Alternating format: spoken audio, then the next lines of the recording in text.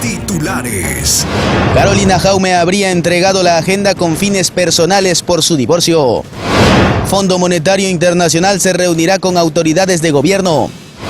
Algunos sectores de Quito quedarán sin agua por el aluvión en La Gasca. La aerolínea de bajo costo JetSmart inició operaciones en la ruta Guayaquil-Lima. La violencia en Manta no cesa. Un nuevo hecho se registró la noche de este martes.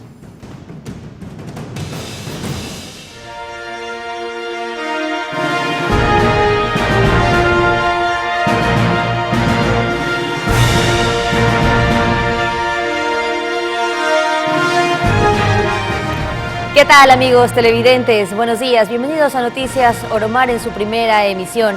Pedro, buen día. La fiscal Diana Salazar acudió a la Casa de la Justicia de Carcelén en Quito para rendir su testimonio anticipado por el caso por presunto delito de información. Aquí empezamos Noticias Oromar. Por otro lado, un cruce de balas entre policías y delincuentes en el cantón El Triunfo, provincia del Guayas, dejó un delincuente abatido. Más adelante estaremos ampliando esta información.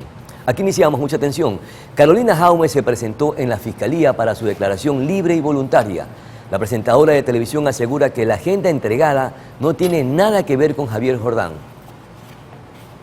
Yo creo que es una cortina de humo. O sea, mi nombre vende más que el de Mayra Salazar, creo yo. Así llegó Carolina Jaume a las oficinas de la Fiscalía General del Estado, a pesar de que en un inicio se aseguró que la audiencia sería virtual. Sin embargo, cerca de las 16:30 de este martes, con Jaume presente en Quito, inició la audiencia libre y voluntaria. A pesar de aquello, a su salida dejó en claro que la agenda entregada tenía fines totalmente alejados de acciones delincuenciales. La agenda se la entregué simplemente por curiosidad de saber unas cuentas que se encontraban ahí que pertenecían a mi ex esposo, ya que yo quería un incremento de aumento de pensión alimenticia, ya que yo tuve un divorcio muy difícil y complicado con mi ex esposo Alan Sen. La diligencia duró cerca de 2 horas. Cuando le preguntaron a Jaume por Javier Jordán, negó conocerlo. Nunca en mi vida he conocido a Javier Jordán, ni al señor Norero, ni a nadie involucrado en este caso. Una respuesta similar fue la que dio cuando le preguntaron si su expareja tenía relación con el caso Metástasis. ¿Su esposo y su cuñado lo conocen? No tengo ni la menor idea si ellos lo conocen. Es así como Carolina Jaume brindó su testimonio a la Fiscalía General del Estado, debido a ser nombrada en la audiencia del 28 de marzo respecto al caso Metástasis, pero que aparentemente no tendría nada que ver con esta trama de corrupción. Ella se contacta conmigo, más bien. En torno a esta información, es oportuno conocer quién es Carolina Jaume, llamada a rendir versión en el caso Metástasis, tras ser mencionada por Mayra Salazar, exfuncionaria de la Corte de Justicia del Guayas. Carolina Milena Jaume Saporiti es una actriz y presentadora guayaquileña. Ella fue convocada para este martes por la Fiscalía para rendir su versión libre y voluntaria, luego de haber sido señalada por Mayra Salazar como quien le entregó la agenda con el registro de los operadores del prófugo de la justicia Javier Jordán. Jaume tiene 38 años de edad y 2 hijos. Estuvo casada hasta 2021 con el empresario Alan Senk. Carolina Jaume estudió actuación en la Universidad Casagrande y ha participado en más de una docena de series y telenovelas. Además, ha trabajado en varios programas de televisión como conductora, jurado y reportera. Ha sido nominada a Mejor Actriz en diferentes categorías de los premios ITV, pero su carrera se ha visto envuelta en controversias desde 2020. A mediados de ese año, las autoridades allanaron un gimnasio, propiedad de su cuñado, en medio de una investigación de sobreprecios en insumos médicos. Por ese caso, fue llamada a declarar, pero no fue vinculada en el proceso.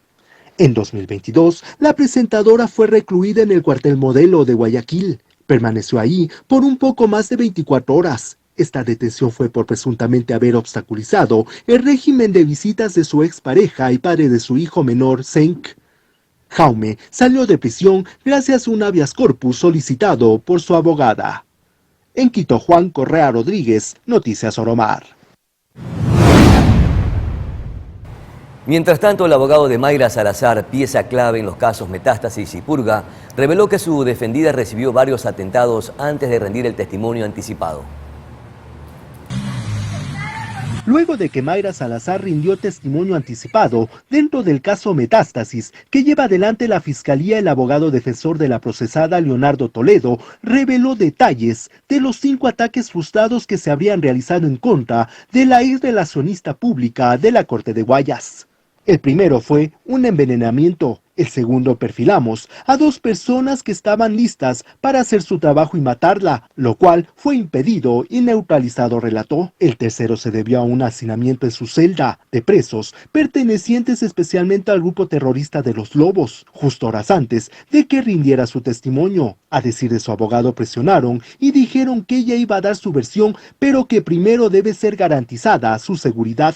El cuarto reporte indicó que iba a ser envenenada a través de alimentos. El quinto fue que antes del testimonio hubo una amenaza de que la cárcel donde está recluida y que colinda con un mercado estaba identificado el lugar donde iban a poner un explosivo. Dadas las circunstancias, la seguridad de Mayra Salazar tuvo que ser quintuplicada, relató el abogado Toledo. De acuerdo con el letrado, la protección de Salazar, pieza clave en el caso Metástasis y Purga, luego de haber dado su testimonio no presentaría problemas. Sin embargo, el abogado dijo que le recomendó a su cliente alimentarse solo con alimentos enlatados que hayan sido ingresados en la cárcel por su familia. En Quito, Juan Correa Rodríguez, Noticias Oromar. Y atención, esta madrugada la Policía Nacional, en coordinación con el Ministerio del Interior y la Fiscalía del Ecuador, ejecutaron de manera simultánea allanamientos en 8 provincias en el marco de la investigación por el caso Plaga, sobre el delito de delincuencia organizada que involucraría a funcionarios y exfuncionarios del sistema judicial. En este marco, en la capital manabita, Puerto Viejo, ejecutaron la orden de detención contra Gary Fabricio P., secretario de juzgado y unidades judiciales, durante el allanamiento a un inmueble donde se levantaron indicios.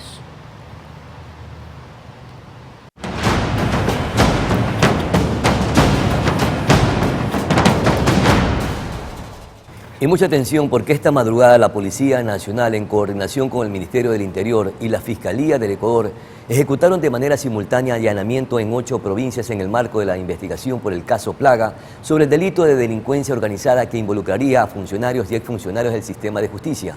En ese marco también ya revisamos esta información, que existen funcionarios y exfuncionarios del sistema de justicia involucrados. Lamentablemente así está pasando la situación en el país.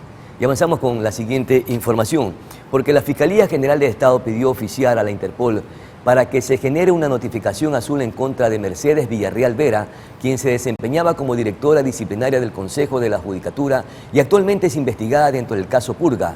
Ella no pudo ser capturada en el operativo del lunes 4 de marzo, que dejó 12 detenidos, porque horas antes salió del país hacia España.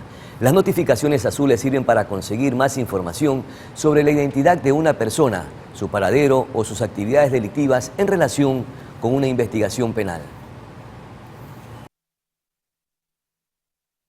Y en medio de un estricto operativo de seguridad, la fiscal general Diana Salazar acudió la tarde de este martes a la Casa de la Justicia de Carcelén, al norte de Quito, para rendir su testimonio anticipado en el caso de intimidación del que habría sido víctima. El indagado en este proceso es Fabricio Colón Pico, prófugo de la justicia. Recordemos que cuando Salazar inició la indagación por el caso Metástasis, el nombre de Colón Pico sobresalió porque supuestamente iba a atentar en contra de la fiscal. Durante su testimonio, Salazar mencionó que ha recibido amenazas de todo tipo, pero la del 1 de junio del 2023 marcó su vida. Ese día recibió un video en su teléfono con una amenaza de muerte.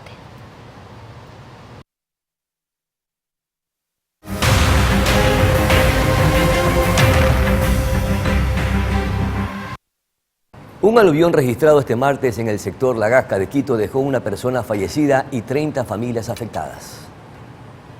El desbordamiento de la quebrada El Tejado generó el aluvión en el sector La Gasca, ubicado al noroccidente de la capital. Las primeras alertas fueron emitidas por el ECU 911, que daba cuenta de una gran cantidad de lodo y agua que se deslizaba por la calle La Gasca. En redes sociales se publicaban videos del estado de las calles la tarde de este martes 2 de abril. En las imágenes se observa una inmensa cantidad de agua, lodo, rocas y hasta troncos de árboles que eran arrastrados sin que nada los detenga. Un puesto del mando del COE fue ubicado cerca del lugar. La alcaldía informaba que hacía 2 semanas atrás se había intervenido esta quebrada y la víspera al aluvión se realizaron tareas de limpieza. El reporte preliminar habla de una persona fallecida. Tenemos dos, pero el segundo está por confirmar, el primero confirma. ¿Un fallecido? ¿A qué altura? Venía en una motocicleta y cuando viene en una parte, lo que pasa es que tenemos más abajo un sitio donde se desprendió un muro, donde no pudo contener un muro.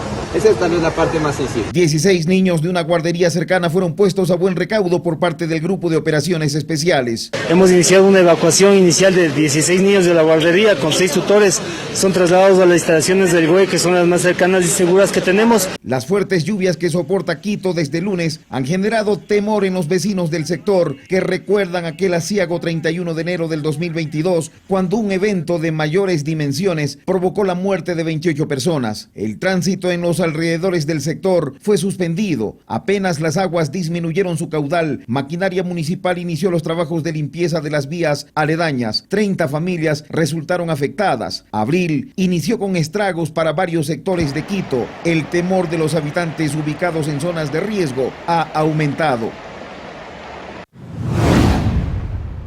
Y tras este aluvión suscitado en el sector de La Gasca en Quito, como consecuencia de las intensas lluvias, el Ministerio de Educación ha levantado información sobre los posibles daños. En el reporte oficial, la cartera de Estado detalló que no existen daños materiales a las 13 unidades educativas ubicadas dentro y en las periferias de La Gasca. Tampoco se registraron víctimas o afectaciones a los miembros de la comunidad educativa. Las instituciones no reportan daños materiales. No obstante, se resaltó que los equipos técnicos continuarán evaluando la situación e informarán sobre alguna novedad. Y presten mucha atención porque la empresa de agua de Quito anunció que debido a las últimas lluvias registradas se suspenderá el servicio de agua potable hasta el 6 de abril en los siguientes barrios: El Armero, Santa Clara de Millán, Belisario, San Juan, Pambachupa, Minguilla, San Vicente, La Primavera, La Granja, La Gasca, Las Casas, Rumipamba. El servicio se restituirá una vez que concluyan los trabajos de limpieza y rehabilitación del sistema de captación en Rumipamba.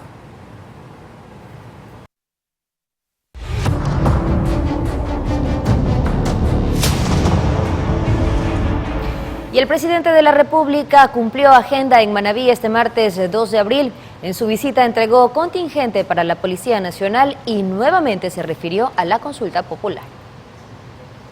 Daniel Noboa está convencido que los ataques desarrollados en Manabí los últimos días son un intento de desprestigiar las acciones realizadas previo a la consulta popular y referendo de este 21 de abril. En los últimos días hemos tenido hechos violentos de parte de estos grupos narcoterroristas que nos han querido amedrentar, que nos han querido molestar y hacer ver ante la ciudadanía como que no estamos teniendo resultados. Tratar de engañarla para que voten que no en una consulta que les afecta profundamente. A este discurso, la ministra de Gobierno, Mónica Palencia, asegura que los conflictos se deben a la pugna territorial. Pero no es un hecho aislado el de la provincia de Manabí.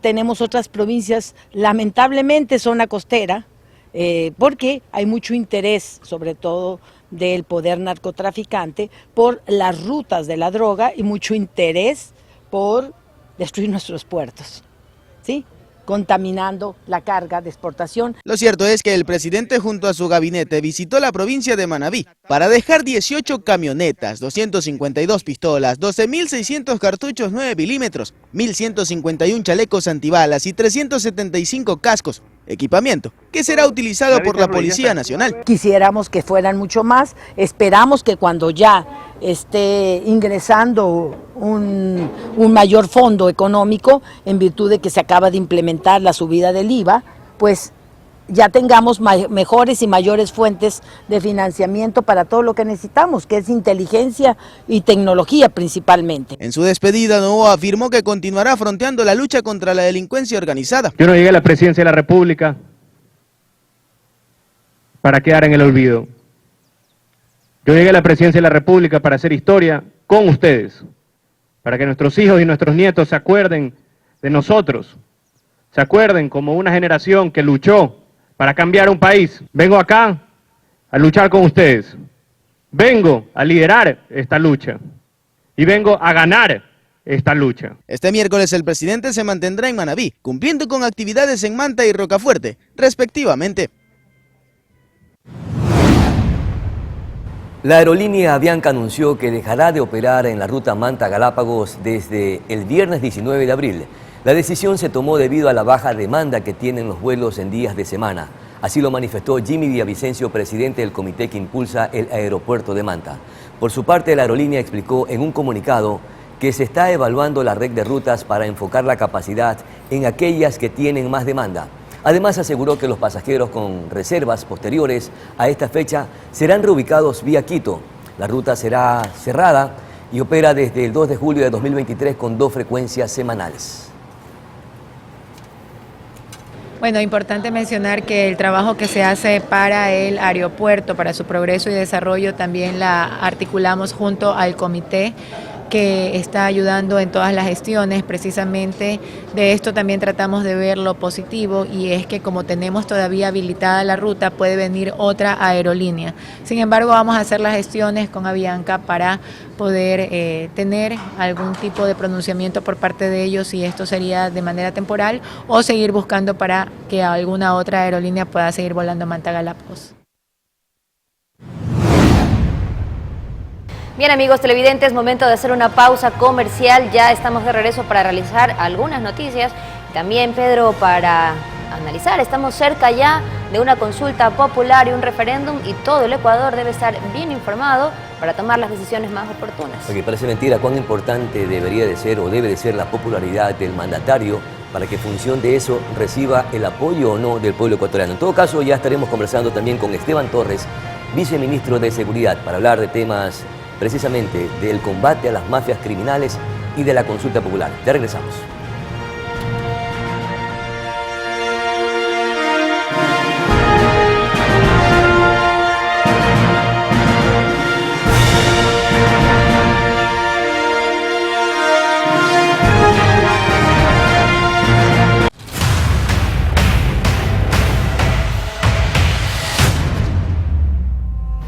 Estamos de regreso, amigos. Les contamos que para hoy está previsto que se analice en audiencia el pedido de apelación a la orden de prisión preventiva que pesa sobre el hijo de la vicepresidenta Verónica Abad, procesado en el caso Nene por presunto tráfico de influencias. Con nuevos abogados, Sebastián Barreiro, hijo de la vicepresidenta de la República Verónica Abad y acusado de tráfico de influencias en el caso Nene, presentó una apelación a la prisión preventiva que cumple en La Roca, la cárcel de máxima seguridad del país. Su nueva defensa planteó el recurso de apelación al auto de prisión preventiva, el mismo que fue calificado por la Unidad Judicial de Garantías Penales. Barreiro es el único investigado por supuestamente ofrecer un cargo público y por ello intentar cobrar un porcentaje de ese sueldo durante un año. La alerta del ilícito la dio la víctima, Rommel P., mediante una denuncia colocada en el buzón de denuncias de la Fiscalía.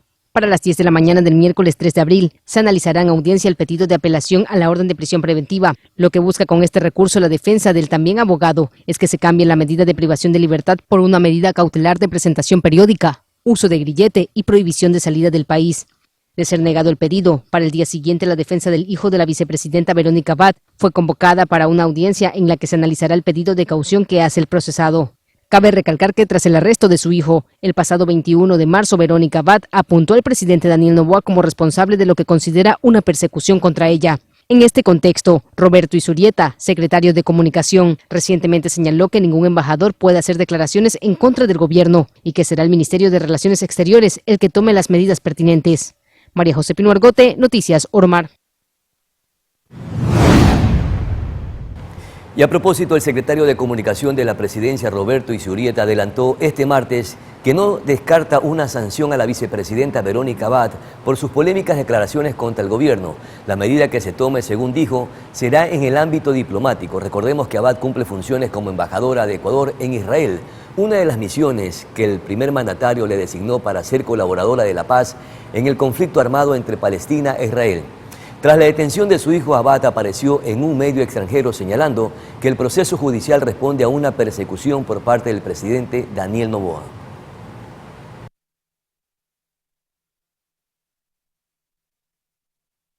Y desde ayer una comitiva del Fondo Monetario Internacional está en el país para dialogar con las autoridades ecuatorianas. En la reunión se abordarán los esfuerzos económicos que enfrenta Ecuador, según informó el Ministerio de Finanzas. En el comunicado, el Ministerio no precisa si estas citas son parte del inicio de negociaciones para un nuevo programa de crédito con el FMI. No obstante, detalla la importancia de mantener un trabajo estrecho con organismos multilaterales para respaldar las prioridades sociales y económicas del país.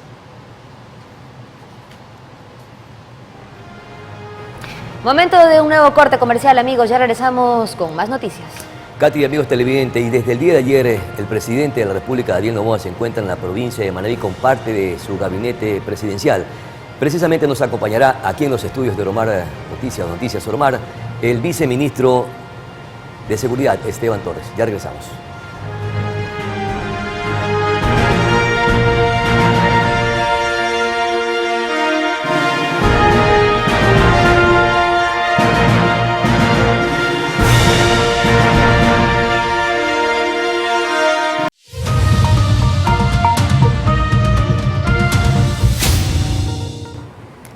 Gracias por seguir en compañía de Noticias Oromar. Ya se encuentra con nosotros el viceministro de Gobierno, Esteban Torres. Y es que, como dijimos antes de la pausa publicitaria, el presidente de la República, Daniel Noboa, se encuentra en la provincia de Manabí desde el día de ayer y gran parte de su gabinete lo está acompañando. Y es que muchísimas gracias primero por atender esta conversación y compartir justamente algunas novedades importantes alrededor del tema de seguridad. Y es que Semana Santa lamentablemente fue sangrienta en algunas regiones del país. Parecería, viceministro, que hay algún repunte de violencia en estos días. ¿A qué se debe? Bueno, primero muchas gracias por la invitación. Un saludo a todas las personas que nos ven y nos siguen. Evidentemente hubo un brote nuevamente de violencia, especialmente el fin de Semana Santa, en provincias que hemos detectado sobre todo en la zona costera. Justamente el gobierno está aquí en territorio, en Manta, analizando qué es lo que pasó y cuáles son los planes de contingencia para evitar que esto vuelva a suceder. Pero hay que decirlo muy claro, la lucha por recuperar la patria que inició el presidente Noboa con su gobierno, con la firma en los decretos 110, 111 que declararon el conflicto interno y que de alguna manera le han dado una nueva perspectiva al país, fueron el inicio de una lucha, pero seguimos en esa lucha. Esto es importante tener muy claro, seguimos en esa lucha, no la hemos ganado todavía. Definitivamente es una lucha gigante, y por eso no titánica. tenemos que desmayar ni ceder ni un solo centímetro. Se percibe que el denominado, el famoso Plan Fénix, ¿es frágil o no existe detrás de este plan una estrategia o es inexistente? No, el plan es efectivo al punto de que en este mismo fin de Semana Santa existieron 427 detenciones in situ, infraganti, planificadas, es decir, continuó el camino. Hemos visto que más allá también de ciertos intentos de desestabilización, las cárceles permanecen bajo el control del Estado, lo cual no existía. Entonces el Plan Fénix existe, funciona, pero evidentemente estamos en una batalla permanente y por eso vemos que estos grupos salen de ciertos sectores, se replegan, vuelven a actuar, vuelven a esconderse y por eso no podemos ceder ni un solo centímetro. Pero ¿qué es lo que debemos creer? Que el Plan Fénix debe de funcionar es para prevenir, para que no se susciten estos actos de violencia y no que actúen cuando ya se han consumado estos hechos de dolor y estos hechos sangrientos en territorios o en varios territorios del país. Siempre existirán las dos fases. Por eso, aquellas detenciones de este mismo fin de semana fueron preventivas, de personas que quizás estaban buscando atentar de la manera que otras personas atentaron. Y la otra también ya reactiva, al punto de que cuando se dan estos hechos, tiene el Estado no solo que aprenderles y meterles a la cárcel, sino seguir investigando qué estructuras hay atrás. Por ejemplo, el hecho de que 20 personas encapuchadas hayan entrado a un hotel, a un hostal, a terminar con la vida de personas, no es pues delincuencia común. Es justamente este tipo de acciones que se combaten con inteligencia, pero en donde cuando suceden hay que también actuar con toda Expertos en seguridad han coincidido en que hay una debilidad bastante grande alrededor de las políticas de seguridad del gobierno de Daniel Noboa, y es la falta de inteligencia. Y lo acabó de decir en una de las notas la ministra de Gobierno, inteligencia y tecnología. ¿Por qué no se asume con decisión, con vehemencia, la cooperación internacional que nos pudiera ayudar con estas debilidades que tenemos? Se lo está haciendo. El problema es que hay una falta de recursos también, y por eso han habido entregas de chalecos, de más armas a la policía. Tenemos que, por ejemplo, mejorar el tema de los radares, justamente en la provincia de Manabí, que hace muchos años sospechosamente se dañaron, pero con los pocos recursos que se tienen se está haciendo todo lo que se tiene que hacer. Evidentemente nos gustaría hacer muchísimo más, dotar de más equipamiento a la policía, a los militares, y por eso parte de esas expectativas vienen con la consulta popular, porque una de las preguntas que tenemos en la consulta popular es para que todo el material incautado de los delincuentes, que a veces llegan con armas de última generación vía tráfico de armas por la frontera amazónica, puedan estar al servicio de la policía y de los militares inmediatamente. Es una de las preguntas que tenemos en la consulta. Claro, a propósito de la consulta popular, ¿qué va a suceder cuando ya estamos a pocas horas o días de que ya no se pueda extender el estado de excepción en el país?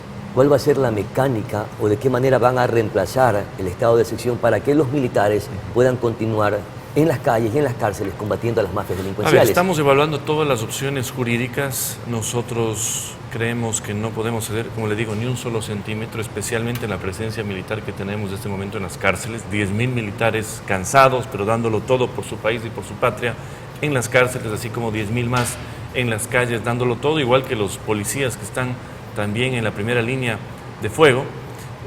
Por eso es importante tener esto de forma permanente, porque estar pensando en renovar estados de excepción y quizás en algún momento la propia Corte Constitucional dice no va más y nos quedamos sin eso.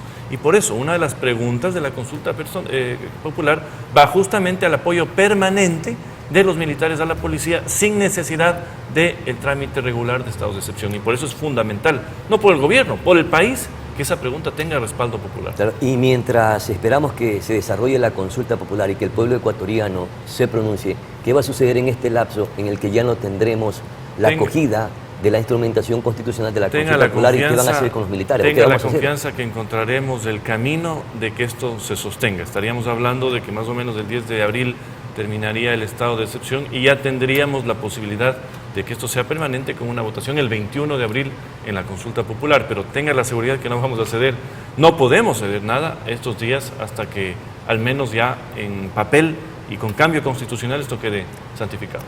Se dice, y un poco revisando los antecedentes de las consultas populares, el pueblo ecuatoriano se pronuncia a favor o no dependiendo de la popularidad del mandatario.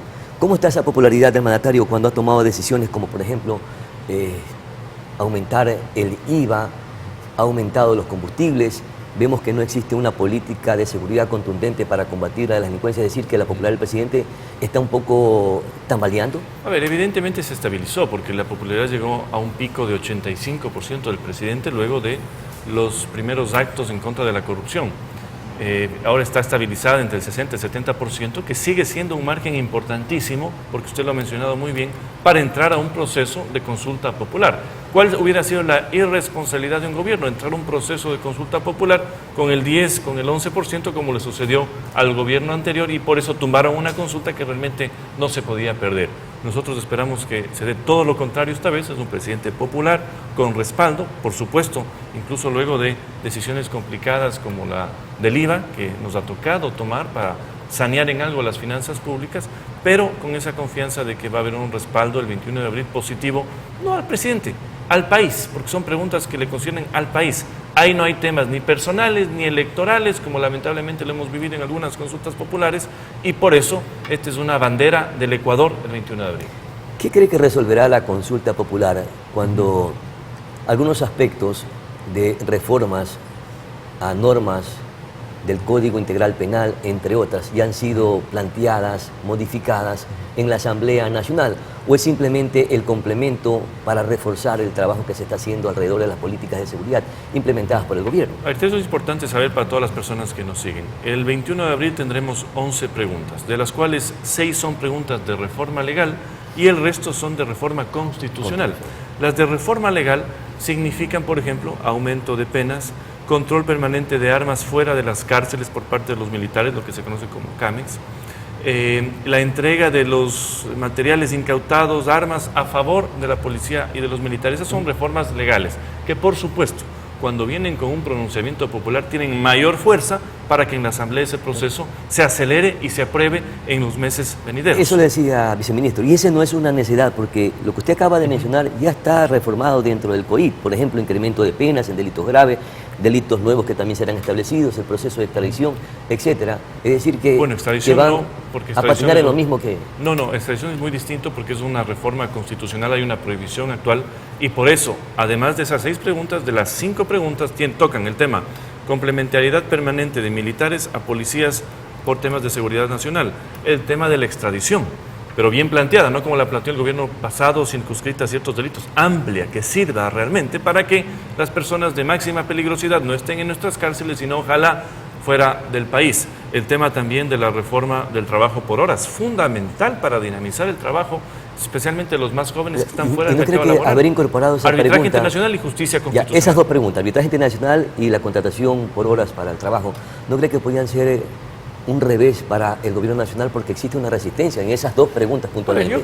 Yo creo que hay una y probablemente oposición, la gente se pueda confundir en las 11 preguntas. Hay una oposición más ideológica, le diría yo, especialmente a la que pueden pregunta del confundir. trabajo por horas. Ciertos sectores de izquierda siempre se han opuesto al trabajo por horas, pero nosotros como gobierno creemos que es algo que dinamizará muchísimo el mercado laboral y va a permitir que personas que están fuera del mercado laboral, jóvenes estudiando, jóvenes con títulos y sin trabajo, se integren al mercado laboral y, por supuesto, empiecen ya también a tener los consiguientes beneficios sociales, porque aquí se ha querido malinterpretar de que porque trabajas por horas no vas a estar vinculado en absoluto al IES, y no es así.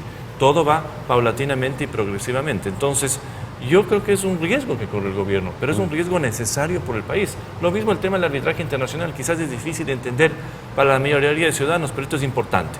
Le voy a dar un ejemplo.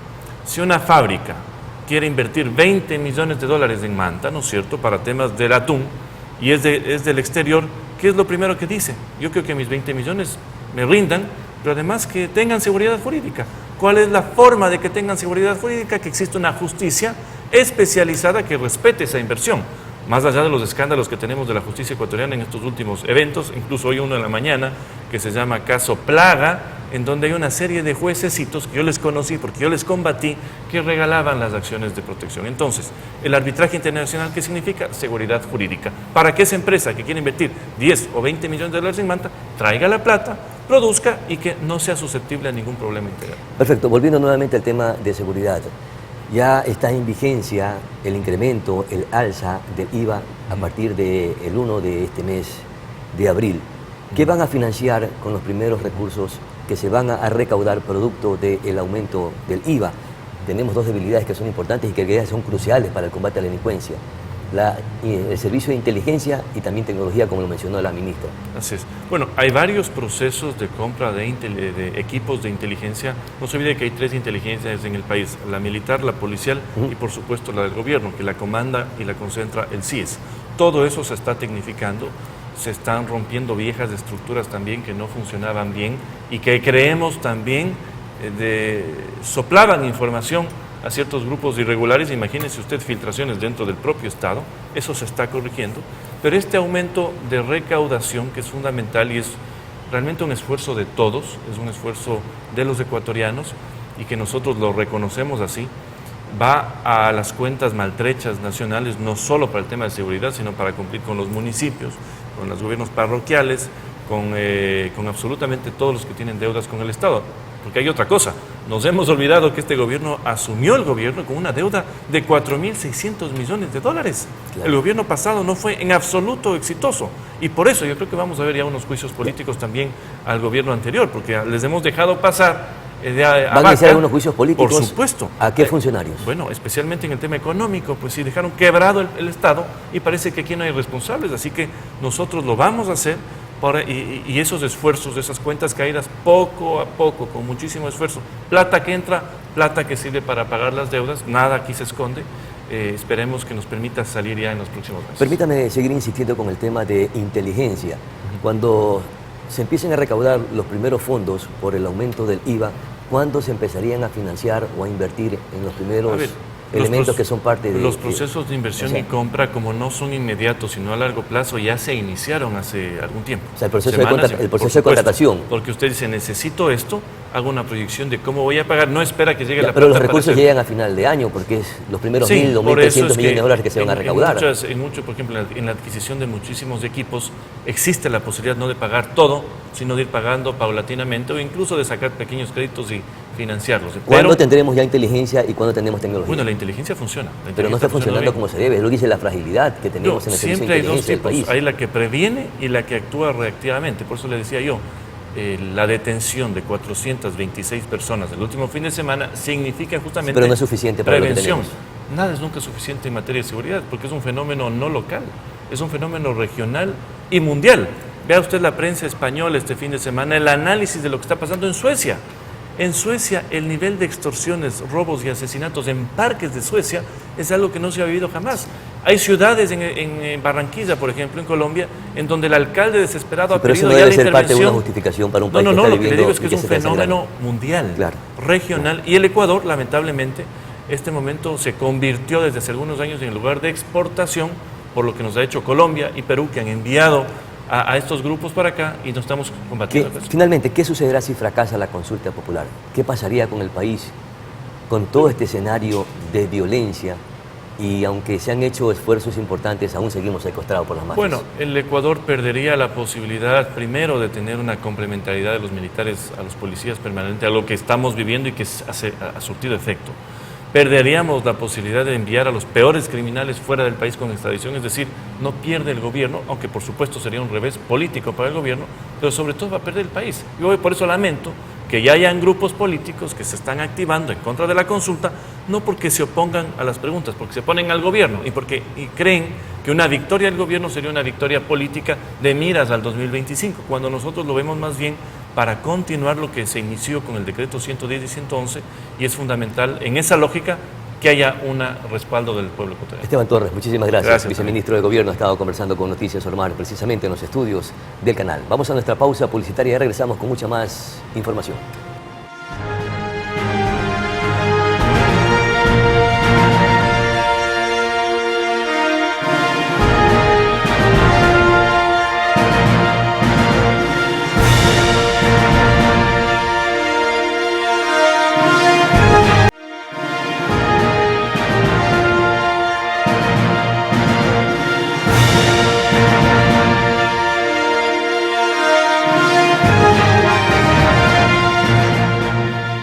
Amigos televidentes, estamos de regreso ya e inmediatamente nos enlazamos en la ciudad de Guayaquil con nuestro compañero Cristian Arias, quien nos trae detalles sobre los allanamientos ocurridos esta madrugada en un nuevo intento del Estado por combatir el narcotráfico y también la delincuencia en el país. ¿Cómo estás, Cristian? Bienvenido. ¿Qué tal, Katy? Buenos días. Son las 7 de la mañana, 48 minutos. Estamos en vivo generando información desde los exteriores del cuartel Modelo acá en la ciudad de Guayaquil, donde a esta hora se registra un intenso movimiento, constantemente entrada y salida de vehículos, entendemos, de equipos investigativos, y es que se está desarrollando una acción hasta el momento en 8 provincias, un operativo simultáneo que ha sido anunciado por la Fiscalía General del Estado en lo que se denomina el caso Plaga, que es una investigación coordinada con el Ministerio del Interior, la Policía Nacional y la Fiscalía. Es una investigación derivada del caso Metástasis. Esto para contrarrestar el delito de delincuencia organizada que estaría involucrando a funcionarios y exfuncionarios del sistema de justicia. Un total de 13 detenciones se han realizado hasta el momento. Observamos acá el movimiento que se desarrolla y le decía, es probable que en las próximas horas se haga un pronunciamiento por parte del comando de la zona 8, tomando en cuenta que uno de los detenidos, el detenido acá en Guayaquil, es un policía en servicio activo que fue detenido justamente en el exterior del Centro de Privación de Libertad número 8 en Guayaquil. Se trata de Marco Patricio C., policía en servicio activo, que tiene una presunta participación en el delito de delincuencia organizada y sobre él pesaba una orden de detención. Esta acción simultáneamente se ha cumplido en el Oro Azuay, Manabí, Pichincha, Chimborazo, Santo Domingo de los Áchilas, Tungurahua y acá en la provincia del Guayas. Como les decía, está dirigida a funcionarios judiciales, policiales, personas que ocuparon cargos públicos y también abogados en libre ejercicio. Esto es una investigación que persigue el delito de delincuencia organizada, también tráfico de influencias, concusión, cohecho, enriquecimiento ilícito o lavado de activos.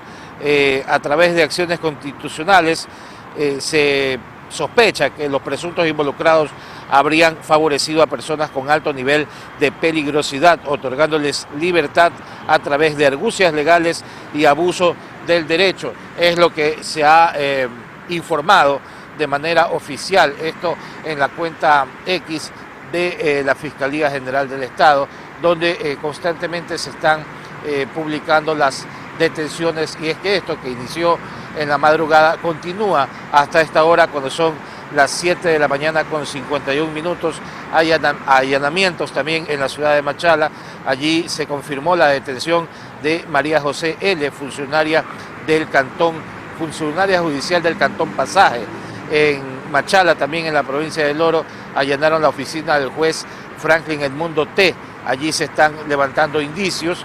Se ejecutó una orden de detención contra Simón Osvaldo G., esto en el Cantón Rocafuerte, en Manabí. Él es un ex juez investigado en esta causa. También se están levantando indicios allá. En lo que tiene que ver al Cantón Flavio Alfaro, se detuvo a Byron Michael O., juez de primer nivel. Se levantan indicios en esta presunta investigación de delincuencia organizada. También se ejecutó una orden de detención contra José Alfredo M., ex funcionario del SNAI, esto en su domicilio en la ciudad de Ambato. Allá se levantaron indicios que incluyen un dispositivo móvil, también se incautó un vehículo. Se espera que en la lectura del dispositivo móvil se encuentre información que tenga que ver con este caso. Finalmente, en Azuay, durante un allanamiento se ejecutó la detención de Omar Israel G., J., abogado y ex funcionario del SNAI. Allí, como indicios, se levantaron un celular, 2 computadoras y documentación relacionada con beneficios que se habrían otorgado en el sistema penitenciario. Y esto, como les decía, se espera que acá en el comando de la Zona 8 exista un pronunciamiento, a pesar de que la acción es liderada por la Fiscalía General del Estado y que seguramente será la fiscal Diana Salazar quien se pronuncie en la ciudad de Quito.